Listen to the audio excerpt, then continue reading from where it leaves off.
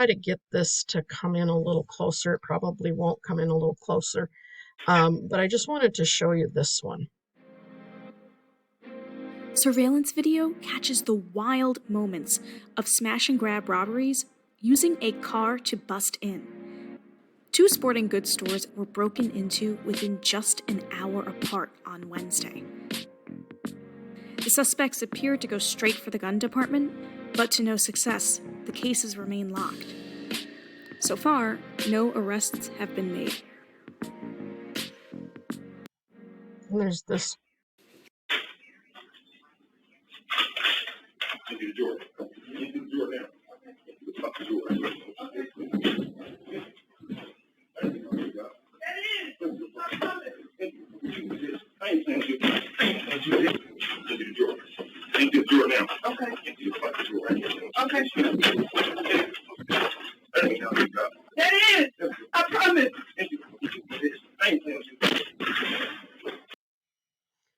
I mean, going back to this, that's what happens when people don't see laws as applying to them.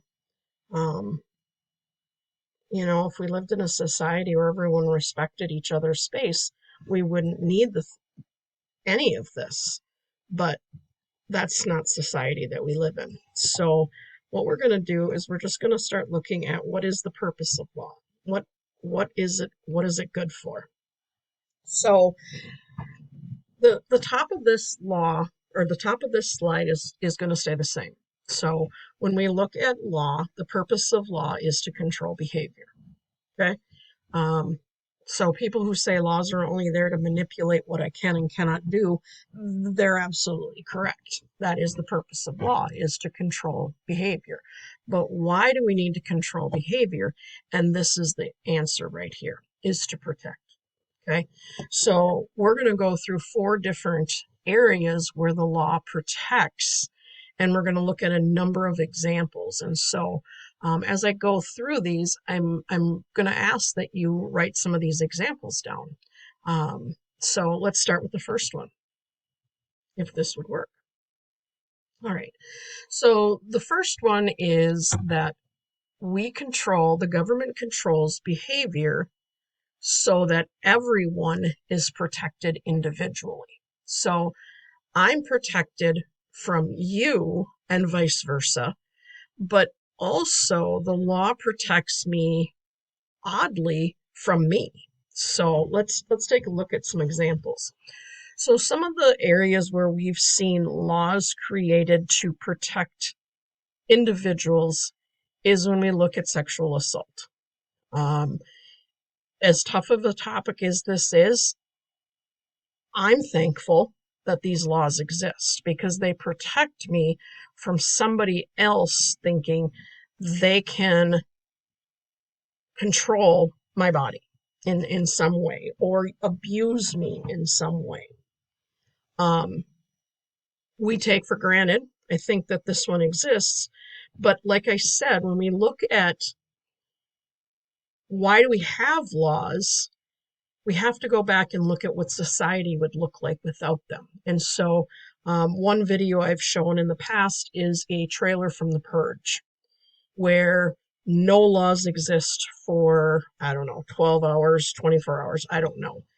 And at one point I had a student who said that would be so cool if this one in particular were legal, because I could go out and kill anybody and I wouldn't have to worry about being in trouble for it. And the class kind of looked at him oddly, and I looked at him and I said, you do realize that you wouldn't be the only one with that. Everybody else would be able to do the same thing, and anyone else could do that to you. And he thought for a second and he said, well, I don't want anyone else killing me. I said, well, then we're lucky that we have this. I can't imagine society without this one. Just like we saw in the smash and grabs. We are protected from somebody robbing us and taking what belongs to us with the use of force. Whether it's with a weapon or not, it's still protecting us as individuals. We look at this one, and I'll move the picture a little bit here. this is one of those where it protects me from me. Okay. Human beings, as historians and philosophers have pointed out, are not always the brightest people in the world or the brightest beings in the world. Sometimes we make choices that bring harm to us. And when I make a decision that I can control what goes into my body, sometimes it's not in understanding that the effects of what I have consumed could put me in a position where I actually harm other individuals. So there's this domino effect that happens here. Let me see. Let's keep going. We have one of assault here. Just can't go around and, assault people because you feel like it. Gun laws, and that smash and grab that we just watched. Luckily, that store that they had broken into literally with their car, that state has laws, or that store had protections where the glass to those gun cases was actually bulletproof, because if it wasn't, then that whole case of guns could have been stolen, and then there are illegal guns out on the streets. So who can have these? Is there a background check? Just the idea of having serial numbers on guns is a law that we're for protection. And it's not just protection of you, it's protection of everybody. And it goes back to this whole idea, the good of society. Kidnapping and abduction, another protection. I mean, this is just touching on the surface. This by no means is an inclusive list. This is just a touching the surface. All right, so the next category that we're going to look at, again, same idea, purpose of laws to control behavior for the good of society and to protect, oops, that's not what I wanted, property. Okay, we want our things protected as well. Protects us from others destroying our property. I mean, again, going back to that smash and grab, not only did they rob the place, they destroyed the place. They went in and stole property, but in doing so, they also trashed that property. It protects our finances. November, I had my credit card number stolen. Right? It's not an easy process to get out of that. So how that happened, I had to go back and change my number. I had to get a hold of the credit card company to make sure that the charges that were being put on my card, I wasn't being charged with. So again, the laws are out there to protect others from taking things that belong to me. Laws that protect a store. Where did I hear it? There was an individual who said shoplifting is not a big deal because insurance companies or these stores have insurance. And so if somebody goes in and steals something from a store, the store will just get the insurance company to pay for it. And so it's not really a big loss. And I think we need to look at the domino effects of that one.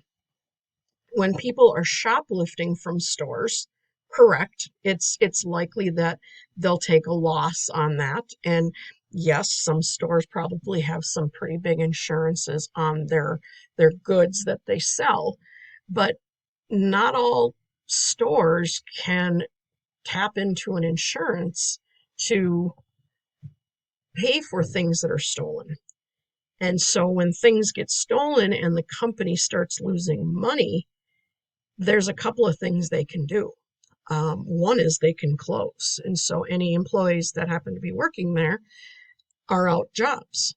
But a lot of times what happens when things are stolen from stores is they will increase the cost of what they're selling. And so it's not necessarily the store, or the store may take a hit from what they've lost, but it's everybody else that goes in and buys something from the store that's also paying for the fact that people just go in and think that they can take what they want. So it's not just as easy as saying, oh, that store will just put in for the insurance and get the money back anyway. That's not the case. Who normally gets hurt in the end are the other consumers who are following the law and paying for the things that they're taking out of a particular store. Good thing. That's a picture of an arson. You can't just go up to somebody's property and light it on fire. That's probably a good thing. Protecting us not only in physical, but also what we see. A lot of people now have the Ring doorbells. And why do they have Ring doorbells? Is they want to see who's on their property. Those Ring doorbells are actually becoming a key component in crime solving, because they are not only there to survey the property of that homeowner, but they actually catch other things that are happening in a community.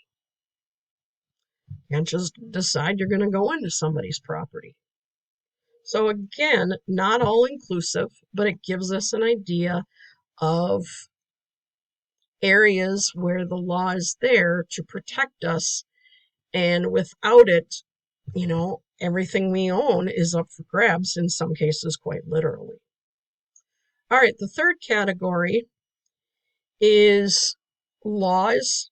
The purpose of law is to control our behavior to protect our institutions. Now, a lot of times we don't think of this, that laws are there so that there are organizations. Let's just look at a few. I'm really glad that this one exists. So one of our institutions is our medical institution.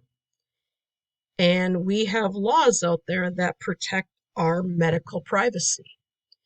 And when I go to the doctor, it's not every time I go to the doctor, but I think it's on an annual basis, the clinic has to provide me their HIPAA information and how they handle my medical information, and that my employer can't just contact my doctor and ask if there are any medical issues they should be aware of.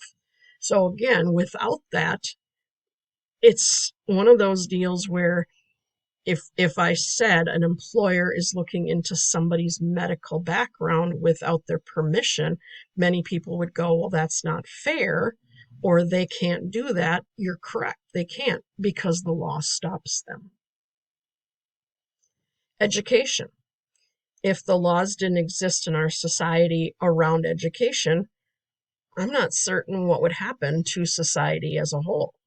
The fact that you are educated makes you a more productive member of society. And if we don't have laws that require students to go to school, or require people to have 18 or 12 years of education, or meet certain requirements, you have to be able to have a certain level of reading and writing abilities. Why? Think of what society would look like if nobody could read or write, or there's problems when we get into that.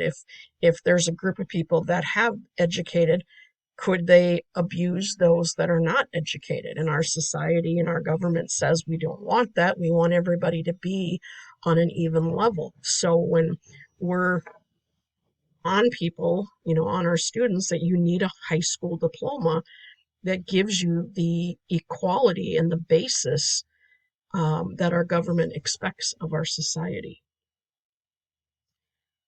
We have the institution of our government leaders, okay? Those that are elected, and I think one of them that will come up here is elections, but the idea that those we do elect and put into office, there are laws that protect them. I'm just looking at these pictures.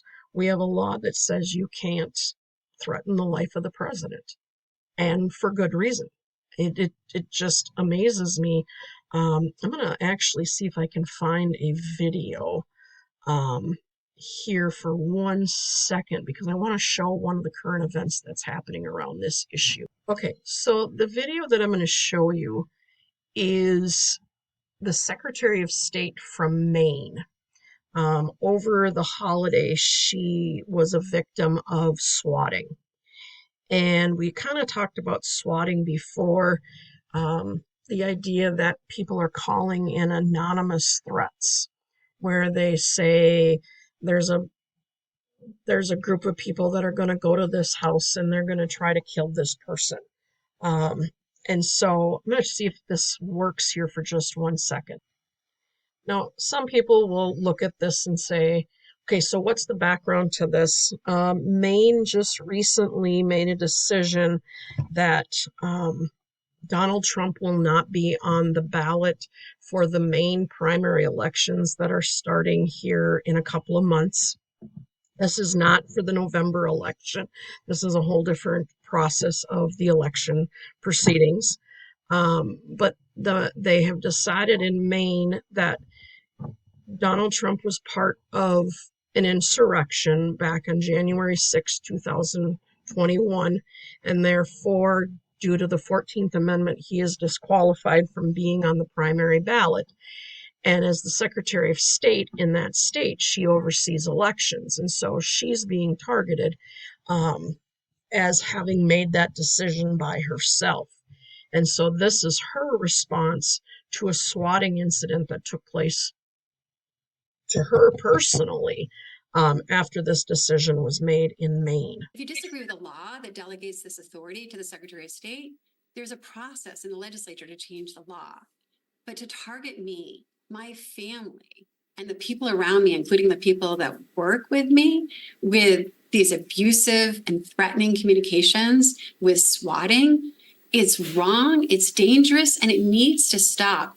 I really call on people, everyone, we all have friends and family. Let's bring back respect and civility. We can agree to disagree without threats of violence. Okay. And so the idea of her saying, this threats of violence, and she says, if you don't agree with the rights that were given to me by law to make a decision of this nature, then there's a process of creating law to take that power away from her. Do we agree with what she did or not? That's not even the point here. The point of it being, it's illegal to make threats. And sending a threat, whether it's a bomb threat or a violent threat or the threat of killing someone, that's illegal. And again, goes back to protecting us. Because when, say, for example, that incident, the police in that area all went to this location because there was a threat that there was going to be a mass shooting there, blah, blah, blah. So all the police go to this area. All their focus is on this area. Now, if something legitimately happens in another part of that state or that town, the police are already in a different location. So it may look like, well, she had it coming, she made this decision. Correct. By law, she had the right to make that decision. But to take emergency resources and throw them in a different location, that becomes an issue. All right, so moving on. Civil rights, an institution we, again, probably don't think of on a daily basis. But the idea that no matter what our gender, our race, our sexual orientation is, we all have legal rights to be treated equally. And that is by law. Again, why do we have law? To protect us. The idea of a division between church and state, even though that there is not a clear line between church and state, we have a system that is set up to respect religion, no question, and I can't imagine a society that doesn't. But to have religion run government or government run religion, that's where our framers and our founders said that's not something we want, and it's been part of our law since. Now, there are times where we have a blurry line between the two, but that's where our courts come in and decide where does that line about the law exist. Again, going back and protecting our property. Thank goodness we have an institution of banking that protects our money. The institution of marriage, the institution of being able to choose who one spends their life with on a legal status. And again, marriage here, if you look at this definition, is legally united. Marriage in the United States can be religious, but by definition in the United States, marriage is a legal commitment, a legal uniting of two people. And here we have this institution of religion. The idea that any one of these religions is legal in the United States. We can't say that any one of these isn't legitimate, okay? Or that everyone has to follow a specific faith in the United States. That doesn't exist. And as I said, the elections. The idea that elections are regulated. And we hear a lot in our news lately, or for the last couple of years, that there is fraud in elections, that elections are being stolen. And we've seen challenges to the 2020 election being brought into the courts. And so, was it stolen? Was it not stolen? Well, that's where our courts come in and determine based on evidence, and that is all set forth, luckily, by law. And the last one, I'm actually going to take a break here because I think this is a good place to stop on this, and I will come back and create an entirely new video on this last category.